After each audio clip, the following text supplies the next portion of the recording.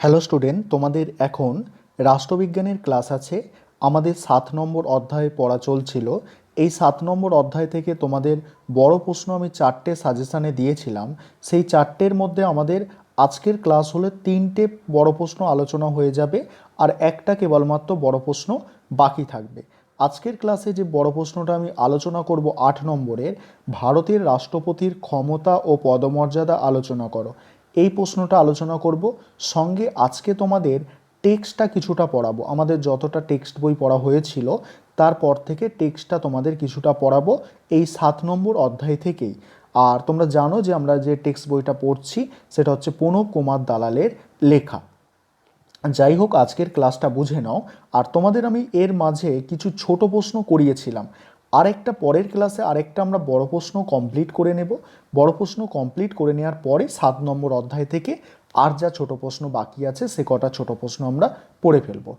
আজকের ক্লাসটা তোমরা অতি অবশ্যই সবাই মনোযোগ সহকারে দেখবে, খাতায় নোটটা লিখে মুখস্থ করবে। তোমাদের যে পিডিএফটা দেওয়া হয় সেই পিডিএফটা কেউই প্রিন্ট আউট করবে না, অবশ্যই খাতায় লিখে নেবে। এবং টেক্সট বইয়ে যে মার্কিংগুলো করে দেওয়া হচ্ছে এই মার্কগুলো নিজেদের টেক্সট বইটাতে করে সেই মার্ক দেওয়া জায়গাগুলো পড়বে।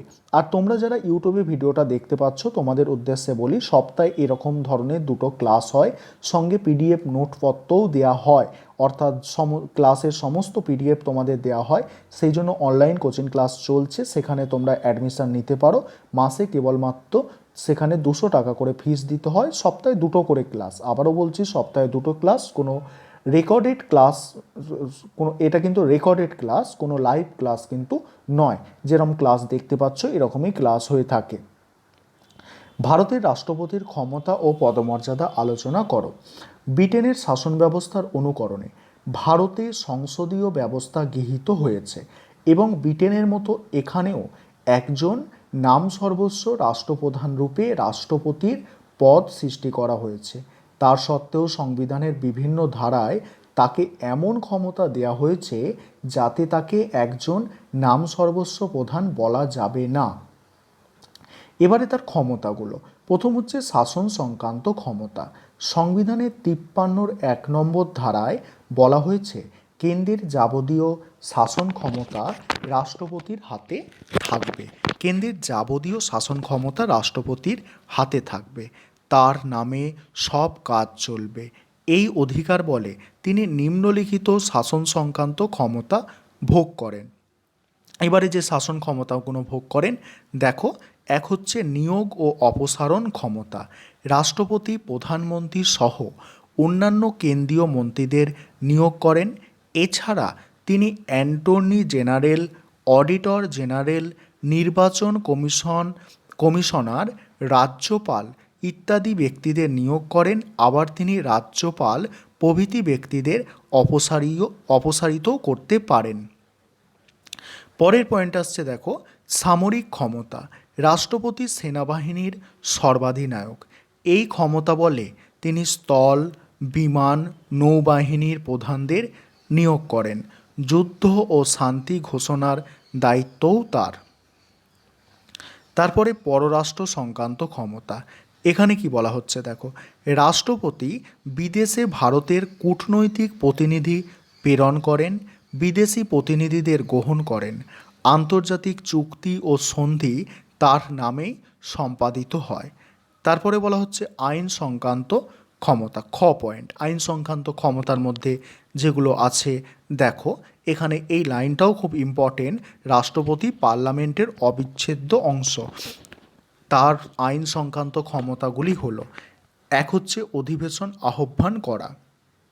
এখানে কি বলা হচ্ছে দেখো, বলছে রাষ্ট্রপতি পার্লামেন্টের অধিবেশন আহ্বান করেন, প্রথম অধিবেশনে উদ্বোধনী ভাষণ দেন, যে কোনো কক্ষের অধিবেশন স্থগিত রাখতে পারেন, প্রয়োজনে উভয় কক্ষের যৌথ অধিবেশন ডাকতে পারেন। তারপরে বিলের অনুমোদন। রাষ্ট্রপতির সম্মতি ছাড়া কোনো বিল আইনে পরিণত হয় না। তিনি কোনো বিল স্বাক্ষর না করে পুনর্বিবেচনার জন্য ফেরত পাঠাতে পারেন, তবে অর্থ বিলে সম্মতি দিতে তিনি বাধ্য। এছাড়া রাজ্যপাল রাজ্যের আইনসভার অনুমোদিত কোনো বিল তার কাছে পাঠাতে পারে। তারপরে বলছে আইন জারি। যখন সংসদে অধিবেশন থাকে না তখন রাষ্ট্রপতি জরুরি আইন বা অর্ডিন্যান্স জারি করতে পারেন। এগুলি আইনের মতো কার্যকর হয়, তবে পরে সংসদের অনুমতি নিতে হয়, না হলে কিন্তু বাতিল হয়ে যাবে। এবারে গ পয়েন্ট, বিচার সংক্রান্ত ক্ষমতা। দেখো এখানে কি বলা হচ্ছে, রাষ্ট্রপতি সুপ্রিম কোর্ট ও হাইকোর্টের বিচারপতিদের নিয়োগ করেন। তাছাড়া আদালত কর্তৃক দণ্ডপ্রাপ্ত যে কোনো ব্যক্তিকে ক্ষমা করতে পারেন, এমনকি মৃত্যুদণ্ড রদ করতে পারেন। তোমরা টেলিভিশনে দেখে থাকবে যে এক একজনের ফাঁসির সাজা দেওয়া হয়েছে কোর্টে, সেখানে রাষ্ট্রপতি গিয়ে সেই সাজাটাকে আটকে দিচ্ছে। এটা কিন্তু সত্যি, ঠিক আছে। তারপরে বলা হচ্ছে অর্থ সংক্রান্ত ক্ষমতা। এখানে কি বলা হচ্ছে দেখো, রাষ্ট্রপতির সুপারিশ ছাড়া কোনো ব্যয় মঞ্জুরির প্রস্তাব সংসদে পেশ করা যায় না। আকস্মিক তহবিলের দায়িত্ব তার হাতে থাকে। আকস্মিক তহবিল মানে হঠাৎ ধরো বন্যা দেখা দিয়েছে বা কোনো দুর্ঘটনা ঘটে গেছে, সেখান থেকে টাকা নিয়ে আর কি খরচ করা হবে, ঠিক আছে। হঠাৎ দরকার পড়লে এই তহবিল থেকে খরচ করা হয়। এছাড়া কেন্দ্র ও রাজ্যের মধ্যে অর্থ বন্টনের নীতি নির্ধারণের জন্য তিনি কমিশন গঠন করেন। তারপরে জরুরি অবস্থার ক্ষমতা। রাষ্ট্রপতি 3 ধরনের জরুরি অবস্থা ঘোষণা করতে পারেন। 3 রকম এমার্জেন্সি পাওয়ার বা জরুরি অবস্থা ঘোষণা করতে পারেন। এক হচ্ছে দেখো জাতীয় জরুরি অবস্থা। সংবিধানের 352 নম্বর ধারায় বলা হয়েছে, রাষ্ট্রপতি যদি মনে করেন যুদ্ধ বা আক্রমণের ফলে ভারতের বা তার কোনো অংশের নিরাপত্তা বিঘ্নিত হয়েছে বা হতে পারে, তখন তিনি জরুরি অবস্থা, বলছে তখন তিনি জরুরি অবস্থা ঘোষণা করতে পারেন। এক মাসের মধ্যে অবশ্য তাকে সংসদের অনুমোদন নিতে হয়, মানে এই জরুরি অবস্থাটার অনুমোদন নিতে হয়। তারপরের পয়েন্ট বলা হচ্ছে দেখো, বলছে রাজ্যের শাসনতান্ত্রিক অচল অবস্থা ঘোষণা। সংবিধানের 356 নম্বর ধারায় বলা হয়েছে, রাষ্ট্রপতি যদি রাজ্যপাল বা অন্য কোনো সূত্র থেকে জানতে পারে যে কোনো রাজ্য সংবিধান অনুযায়ী চলছে না, তখন তিনি সেই রাজ্যে শাসনতান্ত্রিক অচল অবস্থা ঘোষণা করে রাষ্ট্রপতি শাসন জারি করতে পারে। অচল অবস্থা ঘোষণা করে সেখানে রাষ্ট্রপতি শাসন জারি করে দেবে। তবে 2 মাসের মধ্যে তাকে পার্লামেন্টের অনুমোদন নিতে হবে। অনুমোদিত হলে 6 মাস বলবৎ থাকে, সর্বাধিক 1 বছর পর্যন্ত সময়কাল বৃদ্ধি করা যায়। এবারে আসছে আর্থিক জরুরি অবস্থা। সংবিধানের 360 নম্বর ধারায় বলা হয়েছে, ভারত বা তার কোনো অংশে যদি আর্থিক সুনাম নষ্ট হয় তাহলে রাষ্ট্রপতি আর্থিক জরুরি অবস্থা ঘোষণা করতে পারে। তারপরে বলা হচ্ছে দেখো পদমর্যাদা। এখানে কি বলা হচ্ছে দেখো, রাষ্ট্রপতির পদমর্যাদা নিয়ে বিতর্ক আছে। অধ্যাপক পাইলি বলেছেন, রাষ্ট্রপতি বিশাল ক্ষমতার অধিকারী। অন্যদিকে দুর্গাদাস বসু, আম্বেদকর প্রভৃতি বিশেষজ্ঞরা বলেছেন, রাষ্ট্রপতির প্রকৃত ক্ষমতা নেই। সঠিকভাবে রাষ্ট্রপতির পদমর্যাদা মূল্যায়ন করতে গিয়ে আমরা বলতে পারি, আমাদের রাষ্ট্রপতি ব্রিটেনের রানীর মতো নাম সর্বস্ব নন। বাবরি মসজিদ ভেঙে ফেলার ফলে রাষ্ট্রপতি অসন্তোষ প্রকাশ করে এবং প্রয়োজনীয় ব্যবস্থা নেবার নির্দেশ দেন। উত্তরপ্রদেশের আস্থা ভোটে জেতার পর কল্যাণ সিংয়ের মন্ত্রিসভাকে বরখাস্ত করে রাষ্ট্রপতি শাসন জারির সুপারিশ করলে কেন্দ্রীয় মন্ত্রিসভা তা রাষ্ট্রপতি মেনে নেয়নি। কেন্দ্রীয় মন্ত্রিসভা সুপারিশ করেছিল, রাষ্ট্রপতি কিন্তু মেনে নেয়নি। এতে প্রমাণিত হয় রাষ্ট্রপতি নিছক সাক্ষীগোপাল নন। তবে পদমর্যাদা অনেকটা কর্মদক্ষতা ও বিচক্ষণতার ওপর নির্ভর করে। এবারে আমরা টেক্সটটা পড়ছিলাম রাজ্যপাল সম্পর্কে। এবারে আজকে আমরা রাজ্যপালের ক্ষমতা ও কার্যাবলী থেকে পড়ব। আর যেটুকু পড়ার দরকার আমি সেটুকুই দাগ দিয়ে দিচ্ছি, সেটুকুই পড়াচ্ছি তোমাদের। টেক্সট বইটা যতটুকু প্রয়োজন আছে আর কি। ক্ষমতা কার্যাবলীর মধ্যে এখানে প্রথম লাইনটা খুব গুরুত্বপূর্ণ আছে, ভারতের কেন্দ্র ও রাজ্যে উভয় স্তরেই কি সংসদীয় শাসন ব্যবস্থা প্রবর্তিত আছে। এবারে দেখো, রাজ্যপালের শাসনতান্ত্রিক ক্ষমতাগুলি নিম্নলিখিত কয়েকটি ভাগে আলোচনা করা হলো। প্রথম পয়েন্ট হচ্ছে শাসন সংক্রান্ত ক্ষমতা। এখানে কি বলা হচ্ছে দেখো, রাজ্যপাল সংশ্লিষ্ট রাজ্যের বিধানসভার সংখ্যাগরিষ্ঠ দলের নেতা বা নেত্রীকে মুখ্যমন্ত্রী হিসাবে নিয়োগ করেন এবং মুখ্যমন্ত্রীর পরামর্শে অন্যান্য মন্ত্রীদের নিয়োগ করেন। তিনি শপথ বাক্য পাঠ করান এবং মন্ত্রীদের মধ্যে দপ্তর বন্টন করেন। রাজ্যপাল মুখ্যমন্ত্রী সহ যে কোনো মন্ত্রীকে পদচ্যুত করতে পারেন।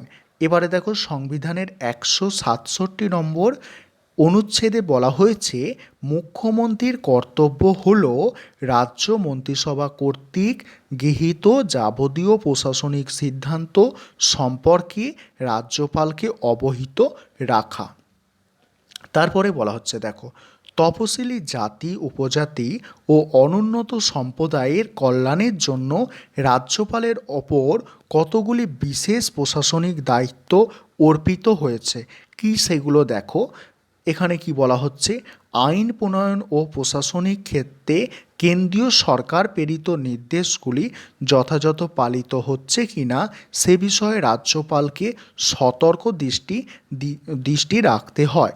এবারে সংবিধানের 356 নম্বর ধারা অনুসারে কোনো রাজ্যের রাজ্যপাল সংশ্লিষ্ট রাজ্যের শাসনতান্ত্রিক অচল অবস্থা সৃষ্টি হয়েছে বলে মনে করলে রাষ্ট্রপতির কাছে জরুরি অবস্থা প্রবর্তনের জন্য সুপারিশ করতে পারে। এটা লেখা আছে এমার্জেন্সি, অর্থাৎ এমার্জেন্সি পাওয়ার। এবারে আইন সংক্রান্তও কিছু ক্ষমতা রাজ্যপালের আছে, সেটা দেখো। রাজ্যপাল হলেন রাজ্যের আইনসভার অবিচ্ছেদ্য অঙ্গ।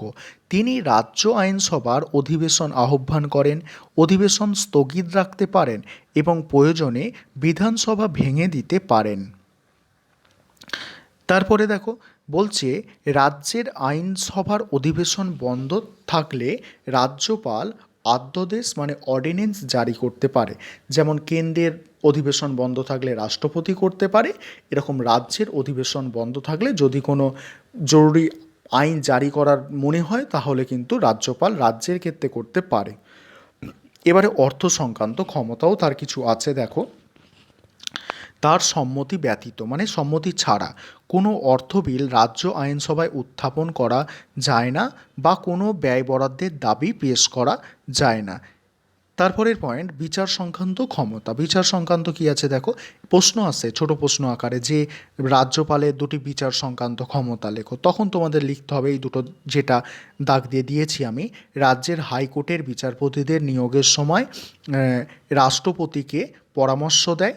আর তারপরে দণ্ডপ্রাপ্ত অপরাধীর দণ্ড হ্রাস করা, স্থগিত রাখা, এমনকি তাকে ক্ষমা প্রদর্শন করে। এবারে স্বেচ্ছাধীন ক্ষমতা কিছু আছে, এটা এতটাও গুরুত্বপূর্ণ নয়।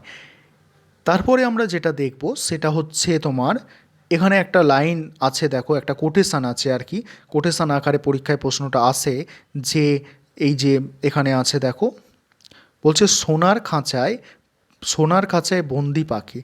এটা কে বলেছে? রাজ্যপালকে সোনার খাঁচায় বন্দি পাখি কে বলেছেন? সরোজিনী নাইডু বলেছেন। ইনি ছিলেন উত্তরপ্রদেশের রাজ্যপাল, একসময় ছিলেন, এখন প্রাক্তন হয়ে গেছেন। ঠিক আছে, এবারে মন্ত্রী পরিষদ সম্পর্কে আমরা টেক্সট বইটা থেকে পড়ব। ভারতবর্ষের কেন্দ্রীয় শাসন বলছে, ভারতবর্ষে কেন্দ্রীয়, এটা অঙ্গরাজ্যের মন্ত্রী পরিষদ মনে রাখবে, ঠিক আছে। Council of minister in a state, আমরা আগে পড়েছি যে মানে আমাদের কেন্দ্রের মন্ত্রিপরিষদ, এটা হচ্ছে রাজ্যের মন্ত্রিপরিষদ সম্পর্কে জানব। ভারতবর্ষের কেন্দ্রীয় শাসন ব্যবস্থার ন্যায় রাজ্যগুলিতেও মন্ত্রিপরিষদ চালিত শাসন ব্যবস্থা প্রবর্তন করা হয়েছে। সংবিধানের 163 নম্বর ধারায় বলা হয়েছে যে রাজ্যপালকে তার শাসন কার্য পরিচালনার সাহায্য ও পরামর্শ দানের জন্য মুখ্যমন্ত্রীর নেতৃত্বে একটি মন্ত্রিপরিষদ থাকবে। ঠিক আছে, এবার 3 ধরনের মন্ত্রী থাকে, কেন্দ্রের মতো রাজ্যেও 3 ধরনের মন্ত্রী থাকে। এক হচ্ছে ক্যাবিনেট মন্ত্রী, 2 হচ্ছে রাষ্ট্রমন্ত্রী, আর 3 হচ্ছে মানে এটা রাষ্ট্রমন্ত্রী হচ্ছে স্বাধীন দায়িত্বপ্রাপ্ত, আরেকটা রাষ্ট্রমন্ত্রী হচ্ছে মানে ক্যাবিনেটের আর কি সাহায্য করবে সেরকম মন্ত্রীগণ। ঠিক আছে, এবারে দেখো আরেকবার এই জিনিসটা দেখে নাও, তোমরা গুলিয়ে ফেলবে। একটা হচ্ছে বলছি, একটা তোমাদের বলছি যে ক্যাবিনেট মন্ত্রী আরেকটা রাষ্ট্রমন্ত্রী, এটা হচ্ছে স্বাধীন দায়িত্বপ্রাপ্ত, ঠিক আছে। আরেকটাও রাষ্ট্রমন্ত্রী, কিন্তু এটা স্বাধীন দায়িত্বপ্রাপ্ত আর কি নয়, কোনো একজনের আন্ডারে কাজ করে, ঠিক আছে। এবারে দেখো এখান থেকে ক্যাবিনেটের মন্ত্রীগণ সরকারের গুরুত্বপূর্ণ দপ্তরগুলির দায়িত্বে থাকেন। বলছে তারাই সরকারের নীতি নির্ধারণের দায়িত্বে থাকেন। স্বাধীন দায়িত্বপ্রাপ্ত রাষ্ট্রমন্ত্রীরা অপেক্ষাকৃত কম গুরুত্বপূর্ণ দপ্তরগুলির দায়িত্বে থাকেন। আমন্ত্রিত না হলে এরা ক্যাবিনেটের মিটিংয়ে যোগ দিতে পারে না। আর তৃতীয় শ্রেণীভুক্ত মন্ত্রীরা বিভিন্ন দপ্তরের ভারপ্রাপ্ত মন্ত্রীদের সাহায্য করেন। তারপরে বলা হচ্ছে দেখো, সাধারণভাবে মন্ত্রিপরিষদের কার্যকালের মেয়াদ হচ্ছে 5 বছর। তবে বিধানসভা ভেঙে যদি যায় কোনোভাবে, তাহলে সেখানেই মন্ত্রীদের কার্যকাল শেষ হয়ে যায়, ঠিক আছে। এবার মন্ত্রিসভার দুটো কাজ লিখতে বলতে পারে ছোট প্রশ্ন আকারে। এখানে আমি অনেক কটাই দাগ দিয়ে দিয়েছি তোমাদের, তাও দুটো কাজ আমি পড়িয়ে দিচ্ছি। এক হচ্ছে নীতি নির্ধারণ ও রূপায়ণ। মন্ত্রিপরিষদের প্রধান কাজ হলো নীতি নির্ধারণ ও রূপায়ণ। তারপরে মন্ত্রিপরিষদ রাজ্যের শাসন কার্য পরিচালনা সম্পর্কিত মূলনীতি নির্ধারণ করে দেয়। তারপরে বলছে শাসন বিভাগকে নিয়ন্ত্রণ। মন্ত্রিপরিষদের অপর একটি গুরুত্বপূর্ণ কাজ হলো শাসন বিভাগকে নিয়ন্ত্রণ করা এবং ঠিকমতো পরিচালিত করা। মন্ত্রিপরিষদ যে নীতি নির্ধারণ করে দেয় সেগুলির সঠিক বাস্তবায়নের জন্য মন্ত্রিসভাকে মানে শাসনযন্ত্র ঠিকমতো পরিচালনা করতে হয়। এখানে এই কটা তোমরা পয়েন্ট পড়বে।